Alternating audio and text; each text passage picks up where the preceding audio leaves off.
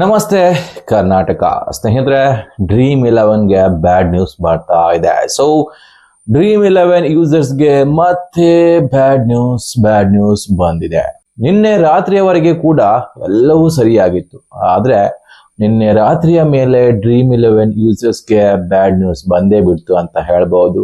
So ಡ್ರೀಮ್11 ತನ್ನ ಎಲ್ಲಾ ಒಂದು ಕಾಂಟೆಸ್ಟ್ ಗಳನ್ನು ಇವಾಗ ಬ್ಯಾನ್ ಮಾಡಿದೆ.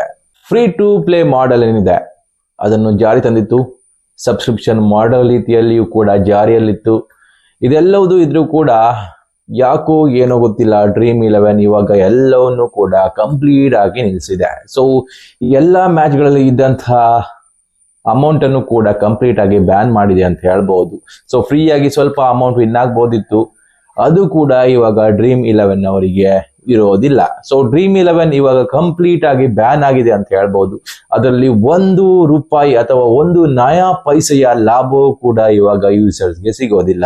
ಹಾಗೇನೆ ನೋಡೋದಾದ್ರೆ ಸಬ್ಸ್ಕ್ರಿಪ್ಷನ್ ಮಾಡೆಲ್ ನ ಕೂಡ ಇವಾಗ ಡ್ರೀಮ್11 ನಿಲ್ಸಿದೆ. ಸೊ ಕೆಲವೊಂದು ಅಪ್ಡೇಟ್ ಗಳ ಮೂಲಕ ನೋಡೋದಾದ್ರೆ ಯಾರೆಲ್ಲ ಸಬ್ಸ್ಕ್ರಿಪ್ಷನ್ ಪಡ್ಕೊಂಡಿದ್ರು ಅವರಿಗೆಲ್ಲ ಅಮೌಂಟ್ ರೀಫಂಡ್ ಆಗಿದೆ ಅನ್ನುವಂತ ಅಪ್ಡೇಟ್ ಬರ್ತಾ ಇದೆ. ಕರ್ನಾಟಕದಲ್ಲಿ ಯಾರಾದ್ರೂ ಪಡ್ಕೊಂಡಿದ್ರೆ, ಸೊ ಯಾರಾದ್ರೂ ನಮ್ಮ ವಿಡಿಯೋನ ನೋಡ್ತಾ ಇದ್ರೆ, ಸೊ ರೀಫಂಡ್ ಆಗಿದ್ಯಾ ಅನ್ನೋದನ್ನ ನೀವು ಕೂಡ ತಿಳಿಸಬಹುದು. ರೀಫಂಡ್ ಆಗಿದೆಯಾ ಅಥವಾ ಇಲ್ವಾ ಅನ್ನೋದನ್ನು ನೀವು ಕಾಮೆಂಟ್ ಮೂಲಕ ಖಂಡಿತವಾಗಿಯೂ ತಿಳಿಸಿ. ಸೊ ಸದ್ಯಕ್ಕೆ ನೋಡ್ದಾದ್ರೆ ರೀಫಂಡ್ ಆಗಿದೆ ಅನ್ನುವಂತಹ ಅಪ್ಡೇಟ್ ಬಂದಿದೆ ಅಂತೆ. ಈ ವಿಷಯದ ಕುರಿತಂತೆ ಡ್ರೀಮ್11 ಇನ್ನೂ ಕೂಡ ಅಫಿಷಿಯಲ್ ಯಾವುದೇ ರೀತಿಯಾದಂತಹ ಸ್ಟೇಟ್ಮೆಂಟ್ ಕೂಡ ಕೊಟ್ಟಿಲ್ಲ. ಸೊ ಇದು 2ನೇ ಬಾರಿ ಅಂತ ಅನಿಸ್ತಾ ಇದೆ ಸಬ್ಸ್ಕ್ರಿಪ್ಷನ್ ಮಾಡೆಲ್ ನ ಸ್ಥಗಿತಗೊಳಿಸಿದ್ದು. ಮೊದಲು ಕೂಡ ಇದೇ ರೀತಿ ಮಾಡಿದ್ರು, ಆವಾಗ ಯಾವುದೇ ರೀತಿಯಾದಂತಹ ರೀಫಂಡ್ ಸಿಕ್ಕಿರ್ಲಿಲ್ಲ. ಬಟ್ ಇವಾಗ ರೀಫಂಡ್ ಸಿಕ್ಕಿದೆ ಅನ್ನುವಂತಹ ಅಪ್ಡೇಟ್ ಬರ್ತಾ ಇದೆ. ಸೊ ಇನ್ನೇನಿದ್ರು ನೋಡೋದಾದ್ರೆ ಡ್ರೀಮ್11 ಯೂಸರ್ಸ್ಗೆ ಇವಾಗ ಡ್ರೀಮ್11 ಕಡೆಯಿಂದ ನಯಾ ಪೈಸದ ಉಪಯೋಗನೂ ಇಲ್ಲ ಅಂತ ಅನಿಸ್ತಾ ಇದೆ. ಸೊ ಬೇರೆ ಕಡೆ ನೋಡೋದಾದ್ರೆ ಬೇರೆ ಎಲ್ಲಾ ಆಪ್ಗಳು ಕೂಡ ಮೊದಲು ಹೇಗಿದ್ದವು ಇವಾಗನೂ ಕೂಡ ಅದೇ ರೀತಿಯಾಗಿ ಕಾರ್ಯನಿರ್ವಹಿಸ್ತಾ ಇದ್ದಾವೆ. ಸೊ ಸದ್ಯಕ್ಕೆ ನೋಡೋದಾದ್ರೆ ಡ್ರೀಮ್11 ಮಾತ್ರ ಈ ರೀತಿಯಾದಂತಹ ನಿರ್ಧಾರ ಒಂದು ಕೈಗೊಂಡಿದೆ ಅಂತ ಹೇಳಬಹುದು. ಸೊ ಇನ್ನುಳಿದಂತೆ ನೋಡೋದಾದ್ರೆ ಡ್ರೀಮ್11 ಬ್ಯಾನ್ ಆಗಿ, ಅಂದ್ರೆ ರಿಯಲ್ ಮನಿ ಗೇಮಿಂಗ್ ಬ್ಯಾನ್ ಆಗಿ 1 ವರ್ಷ ಕಳೆದಿದೆ. ಸೊ ಇವಾಗ ಮತ್ತೆ ಫ್ರೀ ಟು ಪ್ಲೇ ಪ್ಲಾನಿಂಗ್ ಕೂಡ ಬ್ಯಾನ್ ಆಗಿದೆ ಅಥವಾ ಡ್ರೀಮ್11 ಕಡೆಯಿಂದ ಸ್ಥಗಿತಗೊಳಿಸಿದ್ದಾರೆ ಅಂತ ಹೇಳ್ಬಹುದಾಗಿರ್ತದೆ. So back to back bad news ಬರ್ತಾ ಇದೆ ಡ್ರೀಮ್11 ಯೂಸರ್ಸ್ಗೆ.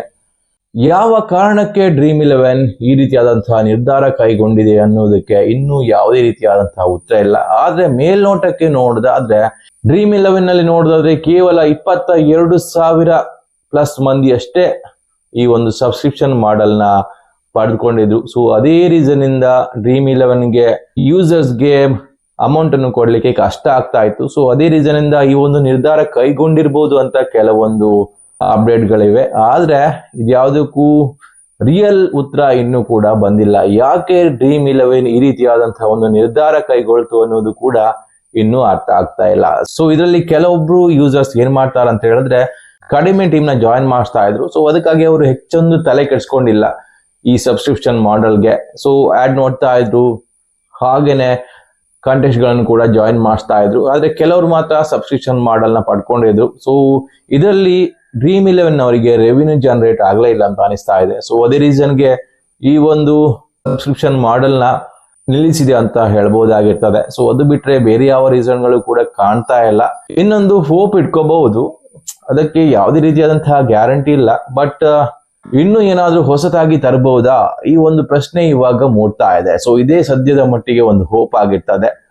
ಕಂಪ್ಲೀಟ್ ಆಗಿ ಬ್ಯಾನ್ ಆಯ್ತಾ, ಅದಕ್ಕೂ ಯಾವುದೇ ಉತ್ತರ ಇಲ್ಲ. ಮುಂದೆ ಯಾವುದೇ ರೀತಿಯಾದಂತಹ ವ್ಯವಸ್ಥೆ ಬರ್ತದ, ಅದಕ್ಕೂ ಕೂಡ ಯಾವುದೇ ರೀತಿಯಾದಂತಹ ಉತ್ತರ ಇಲ್ಲಿ ಇರೋದಿಲ್ಲ.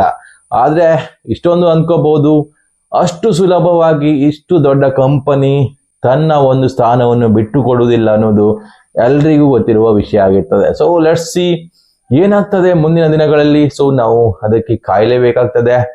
ಸೊ 1 ವರ್ಷ ಅಂತೂ ಕಾದಿದ್ದೀರಾ. ಸೊ ಇನ್ನು ಸ್ವಲ್ಪ ದಿನ ಕಾಯಲೇಬೇಕಾಗ್ತದೆ.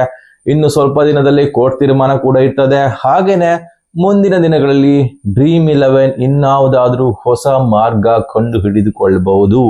ಸೊ ನೋಡೋಣ ಏನಾಗ್ತದೆ. ಒಂದ್ ವೇಳೆ ಈ ಮಾಹಿತಿ ಇಷ್ಟ ಆದ್ರೆ ಲೈಕ್ ಮಾಡಿ, ಹಾಗೇನೆ ಸಬ್ಸ್ಕ್ರೈಬ್ ಮಾಡೋದು ಮರಿಬೇಡಿ. ನಮಸ್ಕಾರ.